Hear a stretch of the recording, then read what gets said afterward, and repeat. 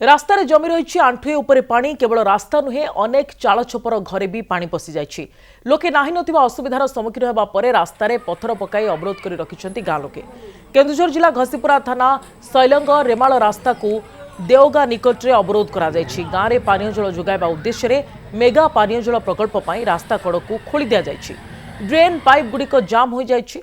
फल गाँव वर्षा जल निष्कासन संभव होना। देवगाँ निकटरे मुख्य रास्ता उपरे आंठुए उपरे पानी जमी रहुछि। अनेक घरे पानी पशि क्षयक्षति करिछि। तेबे एने पूर्वर अभियोग होइतिले मध्य शुणुनाहांती अधिकारी।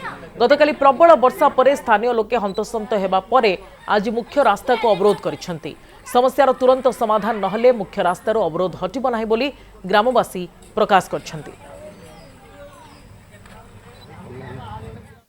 हम घरे पानी पशिकी चाउल पतर सब ओदा हो जाइए। मेघा पानी हूँ ताड़ी दे गला माघ मसठू कही कही थकिनुनी आ शुणुनी थर थर जिते थर काली आज्ञा एत घोघ पानी है घर पशिगला लुगापटा आम तो शोच निदर 11:30 राति आज्ञा चाउल फाउल सब ओदा हो जाइए। मेगा प्रोजेक्ट ही बंद है जो जगह जो कनेक्शन पूरा बंद कर दीटा जो पाइप जाइए गोटे पट पाइप बंद अच्छे आ गोटे पट खोला अच्छी तेणुक जो पानी गुराक से घर द्वार पशि से राति से काली जो कांदी उबेक सब बस सब पिंडा मान ये आम घर मानक धान चाउल सब जाइए।